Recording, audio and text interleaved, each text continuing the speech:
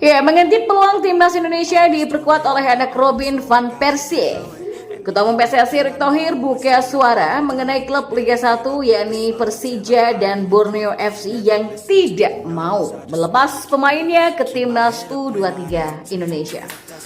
Ya, Persib Bandung juga beda sikap dengan Persija Jakarta soal pemanggilan pemain ke timnas Indonesia U23. Begini penjelasan dari Bojan Hodak. Sementara itu pemain SC Cambuur Thomas Paul jadi pemain naturalisasi selanjutnya di timnas Indonesia. Apakah benar seperti itu? Berikut kami akan mencoba merangkum berita terbaru dan terhangat seputar timnas Indonesia. Simak kabar selengkapnya di kanal Berita Bola untuk Anda.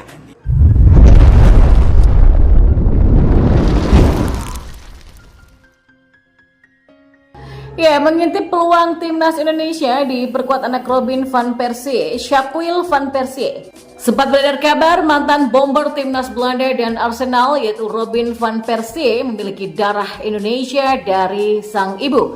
Nenek Robin van Persie disebut-sebut punya darah Surabaya, Jawa Timur. Karena itulah jika garis keturunan itu benar adanya, maka PSSI bisa saja mendekati anak Robin van Persie, Sjakwil van Persie, untuk dinaturalisasi menjadi WNI.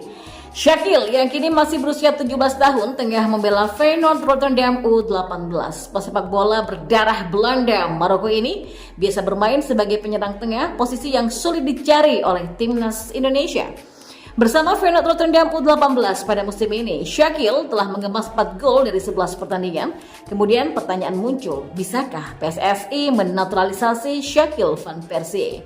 Ya, akun media sosial yang dikenal kredibel soal urusan pemain keturunan yaitu @ft_idn angkat bicara. Mereka mengatakan Sjakwil tidak akan bisa dinaturalisasi karena tak punya darah Indonesia. Ya, 1000% mustahil lah untuk dinaturalisasi. Karena kan memang bukan keturunan ataupun Bilgivers ya, kata akun tersebut.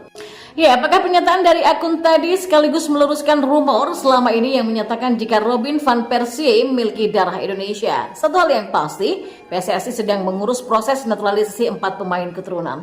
Mereka adalah Ragnar Oratmangun, Tom Hei, Nathan Chow Aon, dan Martin Paes. Dan nama-nama ini pun diharapkan bisa segera mungkin memperkuat timnas Indonesia.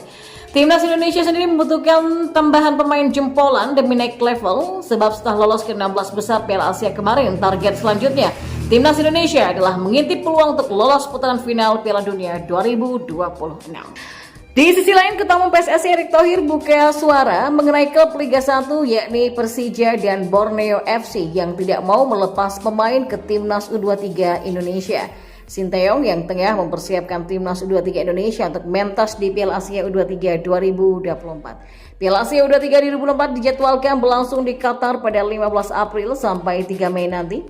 Namun sejauh ini 2 klub Liga 1 yakni Persija Jakarta dan Borneo FC sudah menegaskan menolak melepas pemain ke timnas U23 Indonesia.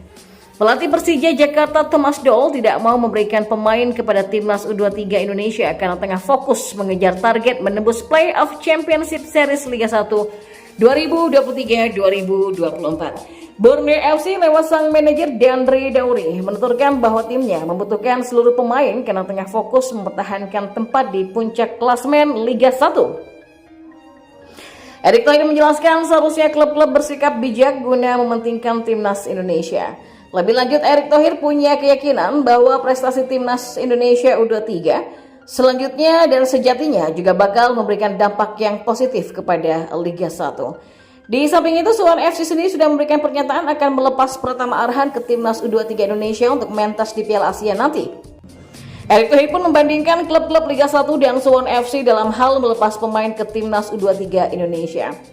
Ya, kalau memang Suwon FC sebagai klub bukan dari Indonesia saja mendukung timnas, apalagi klub Indonesia, pasti ada jalan keluar, kata Erick.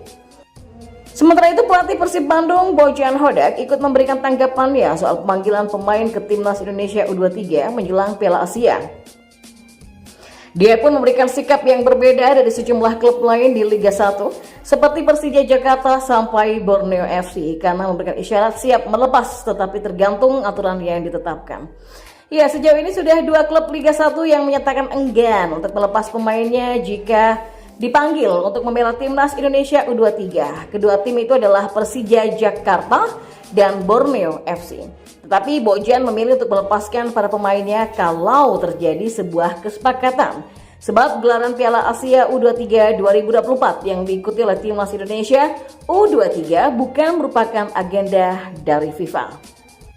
Ya, Bojan Hodak sendiri mengakui hal seperti ini bukan pertama kalinya dihadapi dia. Dia mengaku pernah merasakan ketika dipercaya menangani timnas Malaysia U20. Tapi Bojan Hodak meminta pelepasan pemain ke timnas Indonesia U23 ini harus dibarengi dengan sebuah kesepakatan. Apalagi ada aturan di Liga 1 untuk memainkan satu pemain U23 dengan durasi paling sedikit 45 menit. Dan yang terakhir, pemain FC Cambuur Thomas Paul, apakah akan jadi pemain naturalisasi selanjutnya di timnas Indonesia? Pria berusia 21 tahun ini diketahui punya asal-usul yang cukup jelas. PSSI terus berburu pemain keturunan Indonesia di luar negeri, dan Belanda merupakan negara tujuan utama mengingat akar sejarah yang panjang dengan tanah air. Sejumlah pemain keturunan berdarah Belanda pun kini sudah memperkuat timnas Indonesia. Mereka adalah Shani Patinama, Rafael Struijk, Justin Hubner, dan Ivar Jenner. Muncul satu lagi pemain keturunan berdarah Indonesia yang tengah meniti karir di Belanda. Laman Instagram @footballtalentindonesia memperkenalkan Thomas Paul yang kini bermain di FC Cambuur. Dan menurut akun tersebut, Paul memiliki darah keturunan Indonesia dari sang kakek yang lahir di Bogor.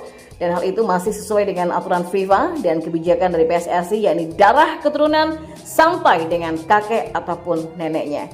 Paul sejatinya bermain untuk Almere City, tapi ia tengah dipinjamkan ke FC Cambuur selama semusim untuk mendapatkan lebih banyak menit bermain. Karir Paul diawali bersama FC Groningen pada tahun 2020 silam dengan menandatangani kontrak profesional pertamanya. Sebelumnya pemain kelahiran Amsterdam ini menimba ilmu sepak bola di akademi klub.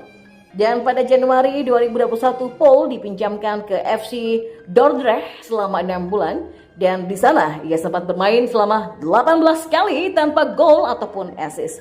Kemudian Paul dipinjamkan ke Almere City FC pada bursa transfer musim panas 2021 kemarin. Pemain yang berpotensi sebagai bek kiri ini mencatatkan 63 penampilan dengan torehan 3 gol dan 4 assist.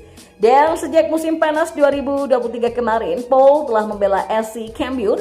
Ia tercatat menorehkan 18 penampilan dengan 2 assist. Ya, patut dinantikan apakah sang pemain bakal dinaturalisasi atau tidak nantinya. Kemudian Paul dipinjamkan ke Almere City FC pada bursa transfer musim panas 2021 kemarin.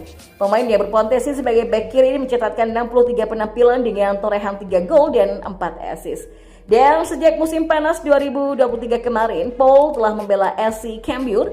Ia tercatat menorehkan 18 penampilan dengan 2 assist. Ya, patut dinantikan apakah sang pemain bakal dinaturalisasi atau tidak nantinya.